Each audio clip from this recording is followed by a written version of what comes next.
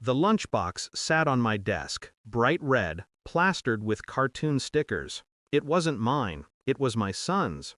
My wife must have packed it by mistake. I almost laughed, until I opened it. Inside, neatly wrapped, were sandwiches, a small juice box, apple slices. Ordinary. I showed it to a colleague, an older man who used to practice medicine before trading stethoscopes for spreadsheets. His eyes lingered on the food too long, his face drained of color. "Take him to emergency, immediately." I froze. "Tell me why." He shook his head, voice low. "Horrible stuff.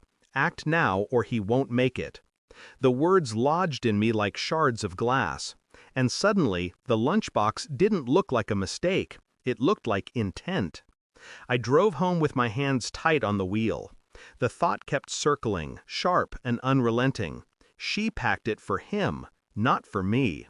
The wrong lunchbox. Or maybe not wrong at all. When I walked in, she was in the kitchen, humming, careless.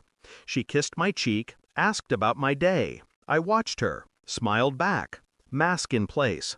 But inside, my mind was dissecting everything. Why was she suddenly so attentive to our son's meals? She hadn't been before. Why had she insisted on packing his lunch every morning lately, pushing me away when I tried to help? I remembered the night she came home late, the new perfume she never wore for me, her phone always face down. And the lunchbox became more than food. It became evidence. I didn't confront her, not yet. Confrontation is for the weak. Instead, I observed. I took the lunchbox to a lab, had the food tested quietly. The results were delayed. Every day I pretended life was normal. But each morning when she packed his bag, my eyes tracked every movement, every slice of bread, every bottle of juice. I checked her phone when she showered. Messages from an unknown number. Short, coded, but intimate. He doesn't suspect. Soon. My chest tightened, but my face never betrayed me. I hired someone to follow her. Reports came back with photographs. Her entering a motel, always with the same man. My son stayed home while she carved out a secret life. And then a detail that made my blood run cold. The man wasn't just a lover. He had a history. Pharmaceutical work, experimental compounds, a trail of lawsuits buried under settlements. The picture sharpened. Not just infidelity, something darker, something deliberate. The lab report finally came. I unfolded it slowly, each line cutting deeper.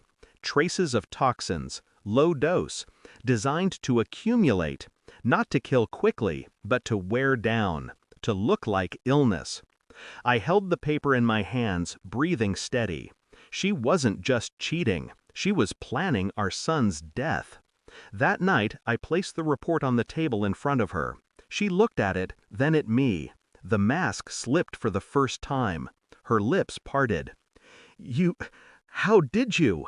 I said nothing, just watched her unravel. Tears came, denials, then confessions tangled in desperation. She said she didn't mean it, that it wasn't what it looked like, that she was lost. But the evidence lay between us. Cold. Absolute. I didn't shout. I didn't strike her.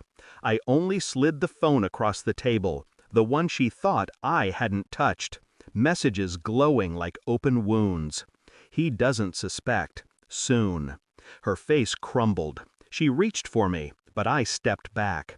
"You planned it," I said, my voice low, even. "You and him. Piece by piece.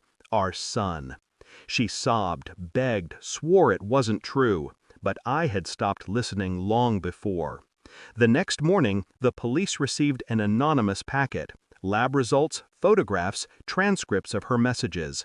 Enough to bury them both. I didn't watch her arrest. I didn't need to. I knew the silence in her cell would be louder than any words I could give her. My son never knew.